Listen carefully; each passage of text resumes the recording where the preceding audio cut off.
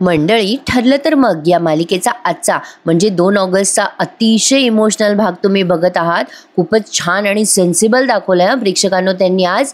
बघा, पूर्णाजी काल सायलीला म्हणतात की सायली तू दिवा लाव, तसंही हा अधिकार घरच्या मोठ्या सुनेचाच. सायली जा देवाजवळ दिवा लाव.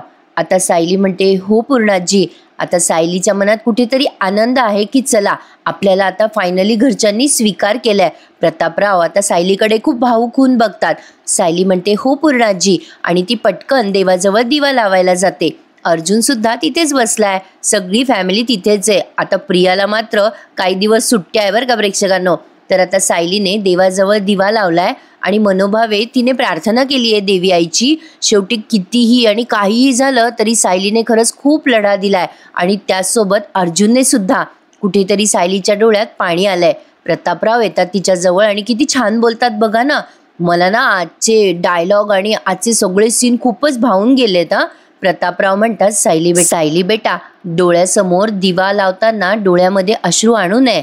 चेहरा प्रसन्न आणि हसरा हवा. अगं, आज तुझा आणि तुझ्या नवऱ्याचा विजय झालाय. आजचा दिवस दुःखाचा नाहीये, आनंदाचा आहे. अर्जुन सगळं बघतोय बरं का लांबून हे सगळं.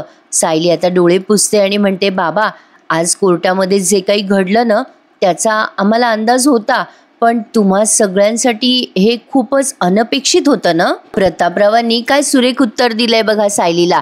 ते म्हणतात बेटा तो आमचा आंधळेपणा होता, पण त्यामुळे तुमच्या दोघांचं यश कमी नाही होत ना. बेटा तुझं मनापासून अभिनंदन. तू तुझ्या बाबांसाठी लढलीस आणि शेवटी तू जिंकलीस सुद्धा. त्यामुळे सायली वाईट नको वाटून घेऊ. खरंच सांगू का तुला, अगं प्रत्येक बापाला तुझ्यासारखीच मुलगी मिळायला हवी. आता प्रतापराव जेव्हा असं म्हणतात ना तेव्हा सायलीला खूपच रडू येतं. साहजिक आहे प्रेक्षकांनो, कुठल्याही सुनेला जर सासऱ्याने असं बोललं तर रडू येणारच. ही एक अभिमानास्पद गोष्ट आहे आणि तेवढीच काळजाला भिडणारी सुद्धा. सायली आता ते ऐकते आणि प्रतापरावांच्या जवळ जाते आणि ते मायेने आता तिच्या डोक्यावरनं हात फिरवतात. खरंच आहे, सायलीने आतापर्यंत जो लढा दिला त्याला यश आलं, पण बघा कुठेतरी म्हणतात ना गालबोट लागतं, तसंच काहीतरी मालिकेत आता पुढे दाखवणार आहे. एक इमोशनल पॅच त्यांनी दाखवलाय, पण अतिशय सुंदर पद्धतीने वठवला बरं का. रटाळ वाटणारं किंवा असं बोर होईल असं मला तर काही जाणवलं नाही हा.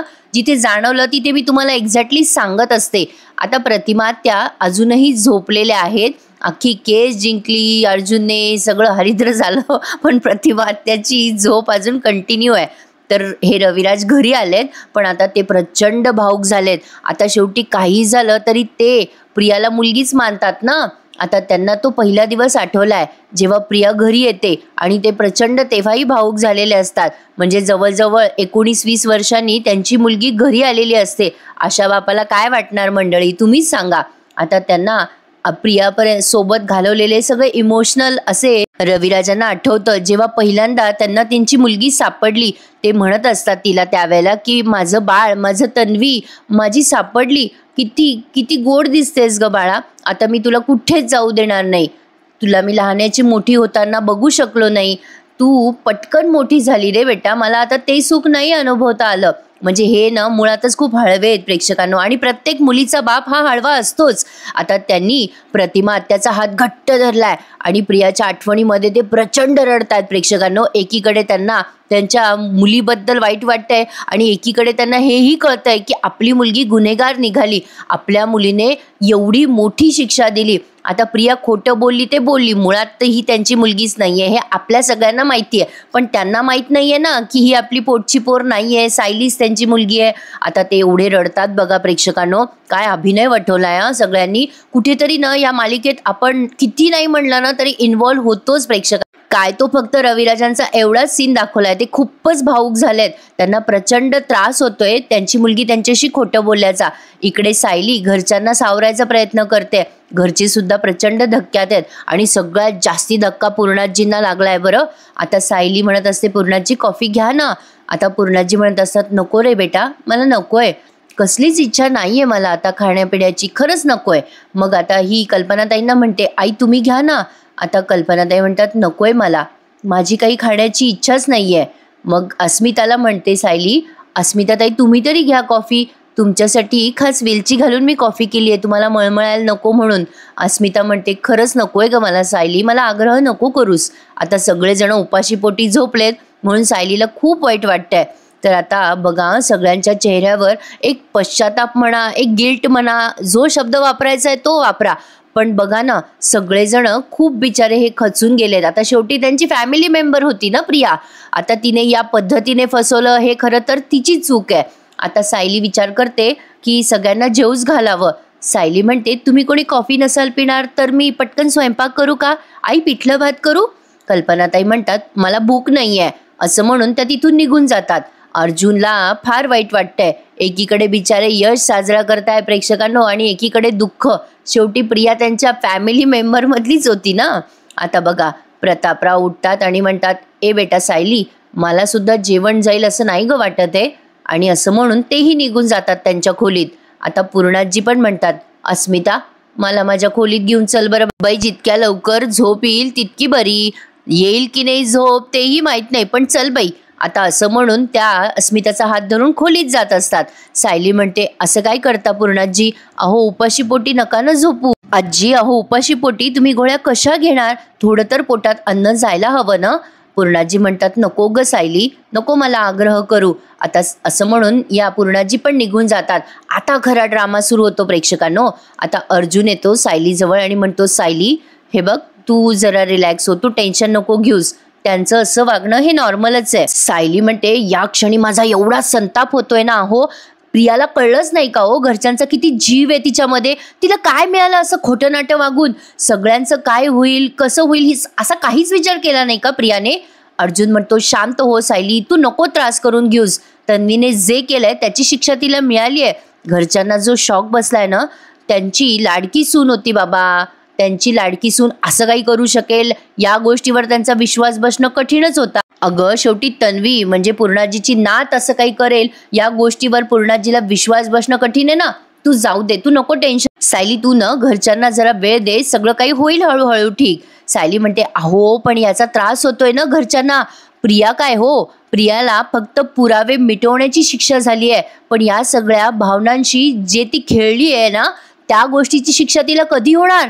कोर्टाने तिला 7 नाही चांगली 14 वर्षाची शिक्षा द्यायला पाहिजे. हे मात्र सायलीचं खरं आहे बरं का प्रेक्षकांनो. अरे देवा, आता तो अश्विन आलाय ना. आता बघा प्रेक्षकांनो, तसं पाहायला गेलं तर आता तुम्ही अश्विनला काय नाही ते बोलताल, पण शेवटी त्याची बायको आहे ना ती. आता बायको म्हणजे बाबा बाबा, बायको म्हणजे त्याच्यासाठी दैवत आहे. तो त्याच्या बायकोसाठी लढणारच. म्हणजे तो जे बोललाय ना प्रेक्षकांनो, त्यामुळे बघा काय वाटलंय तुम्हीच मला सांगा डिसाईड करून. आता जेव्हा सायली म्हणते प्रियाला 14 वर्षाची शिक्षा व्हायला हवी होती, तेवढ्यात अश्विन येतो आणि म्हणतो, का ग? अगं तिला तर चांगली फाशीची शिक्षा व्हायला हवी होती ना, फक्त 14 वर्षाची शिक्षा कशा हो ना. आता तो असं सायलीकडे बघून बोलतो आणि म्हणतो, तुझी तर हीच इच्छा असेल ना पहिल्यापासून, आणि तिला काय एकदाच फासावर लटकवलं की तुझं मन शांत होईल ना. आता तो इतकं अरेतुरे करून बोलतोय सायलीशी. अर्जुनला विचित्रच वाटतंय. सायली म्हणते, अहो भाऊजी असं काही नाहीये हो, पण शेवटी गुन्हा तो गुन्हाच असतो ना. आता याने काही ऐकलं नाही काही नाही आणि असा अंदाज पंचे हा बोलतोय बरं का अश्विन. अश्विन म्हणतो, हो गुन्हा काय केलाय तिने? खोटंच बोलली ना ती, एवढंच ना. अरे या घरात सगळ्यात जास्ती तुम्ही खोटं बोललात. अरे अर्जुनच्या वर्मावर घाव घातला याने. अश्विन म्हणतो, अरे माझ्याच तन्वीला फक्त जेल झाली, तुम्ही दोघांनी मिळून फसवलंय तिला. तुम्ही दोघं आतापर्यंत खोटं बोलत आलात त्यासाठी झाली का शिक्षा तुम्हाला? आता अर्जुन म्हणतो, काय? अरे अश्विन तू काय बोलतोय? अरे आम्ही मुद्दाम नाही घडवलं हे सगळं रे बाबा. अरे तुझ्या बायकोने तन्वीने गुन्हा कबूल केलाय कोर्टामध्ये. अरे अश्विन अजून सुद्धा सोशल मीडियावर ते लाईव्ह फुटेजेस आहेत, मी दाखवतो तुला. अश्विन म्हणतो, मला ते सगळं बघायची काही गरज नाहीये. मला माहिती आहे पहिल्यापासून तुम्ही दोघंही तिचा रागराग करता. आणि सायली, माझी तन्वी तुझ्या नवऱ्याशी आधी लग्न करणार होती, त्याचा राग तू काढतेस ना तिच्यावर. सायली म्हणते, अहो अश्विन भाऊजी कुठला संबंध कुठे लावताय? अश्विन काही ऐकूनच घेत नाही कोणाचं, एवढ्या तोऱ्यात आलाय ना तो. आता सायली त्याला समजवते. आता हा ना प्रेक्षकांनो काय बोलतोय रागात याचं याला कळत नाहीये. आता हा तिचा नवरा आहे बरं का, आणि हा काय बोलतो पा सायलीला. तो म्हणतो, तू दादाच्या आणि तिच्या मध्ये आलीस, त्यानंतर तिची जी अवस्था झाली ना, तेव्हा मी काढलंय त्या सगळ्यातून बाहेर तिला. आणि काळजी करू नकोस, आत्ता सुद्धा मी कायम तिच्या सोबत राहणार आहे. तेव्हा अर्जुन म्हणतो, अरे बाबा अश्विन तू कशाला जुन्या गोष्टी उकरून काढतोय? अरे आत्ताचं बघ ना. अश्विन म्हणतो, अरे दादा अरे तू तर बोलूच नको रे. आधी तुझ्या बायकोने तुझे कान भरले म्हणून तू माझ्या बायकोवर वाटेल ते आरोप केले. या सायलीने तुझे कान भरले म्हणून तू माझ्या बायकोवर आरोप केलेस दादा. या सायलीच्या सांगण्यावरून तू तिला जेलमध्ये पाठवलंस ना. अरे तू बायकोच्या ताटाखालचं मांजर झालायस. अश्विन आता काहीच्या काही बोलायला लागलाय. सायली बघतच राहते त्याच्याकडे. अर्जुन म्हणतो शट युअर माउथ अश्विन. अरे अश्विन रागाच्या भरात तोंडाला येईल ते बोलतोयस तू. अरे तुझे डोळे आणि कान उघड रे बाबा. एक्सेप्ट कर की तुझ्या बायकोने गुन्हा केलेला आहे. अरे सगळ्या जगाला कळलंय की तुझी बायको आतापर्यंत किती खोटं बोलत होती. तुला तुझ्या प्रेमासमोर काही दिसत नाहीये रे बाबा. अश्विन म्हणतो हो आहे माझ्या बायकोवर माझं प्रेम. कारण माझ्या बायकोचं तुझ्या बायकोसारखं पोटात एक आणि ओठात एक नाहीये. आता चिडतो अर्जुन आणि त्याच्यावर हात उगारणार असतो. सायली अर्जुनला थांबवते आणि म्हणते अहो काय चाललंय तुमचं. आत्ताच आपण बोललो ना घरच्यांना वेळ द्यायला हवा. अहो तसा वेळ अश्विन भाऊजीला पण मिळायला नको का.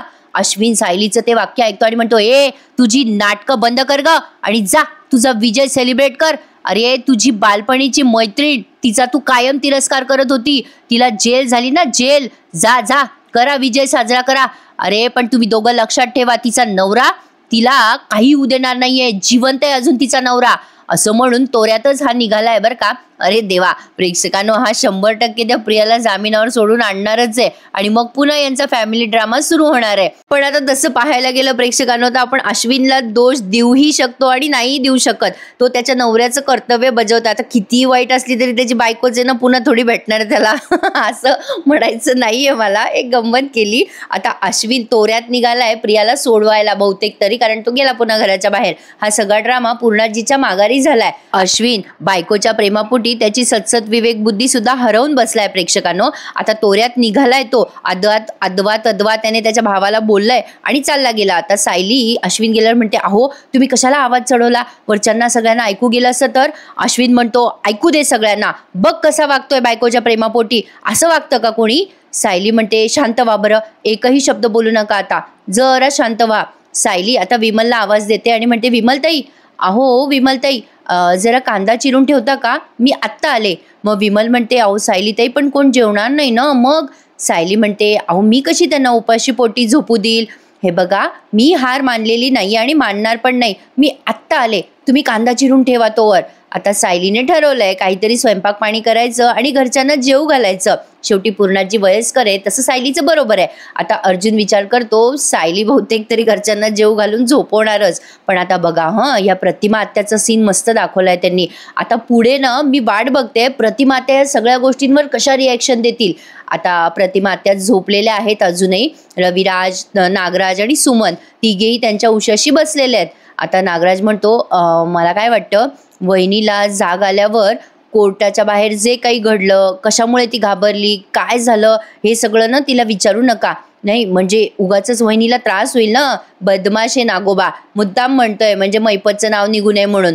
मग सुमन म्हणते हो बरोबर आहे तुमचं. तसंही त्यांना आठवत नाही ना मागचं काही आणि उगाच आपण त्यांना त्रास नको द्यायला. आपण विषयच टाळू तो. आता नागराज म्हणतो हो बरोबर आहे तुझं.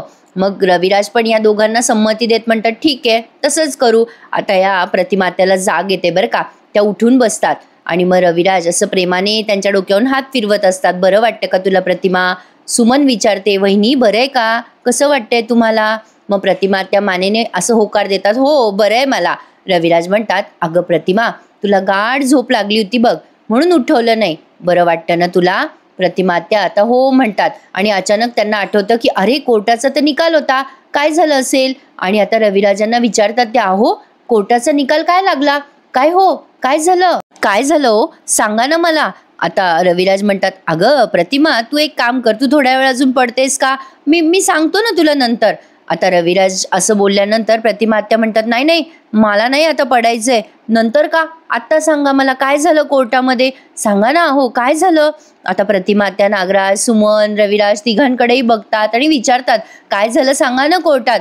आता हे बिचारे कुठल्या तोंडाने सांगणार आहे की आपल्या पोरीला शिक्षा झाली म्हणून आणि त्या प्रतिमा आत्याची तब्येत बरी नाही ना पण तरी सुद्धा सांगतात हे. पण आता पुढचं सीन दाखवलाय त्यांनी तो. आता मध्येच अर्जुन आणि सायलीचं सीन दाखव. आता या प्रतिमात्या एकदम सस्पेन्स मध्ये विचारतात काय झालं, जरा म्युझिक वाजवलं इथे डंगचिक करून, आणि मग सायली आणि अर्जुनचं सीन दाखवलाय त्यांनी. आता सायली तोंड हातपाय धुवून आलीये बाहेर आणि अर्जुन आता असा जवळ आलाय. बिचारे अर्जुन सायली त्यांना आनंद सुद्धा साजरा करता येत नाहीये प्रेक्षकांनो. म्हणजे एवढ्या दिवसापासून हे लढत होते आणि शेवटी यांचा विजय झाला. पण बघा ना, काय ना, नशीबच अवघड आहे बिचाऱ्यांचं.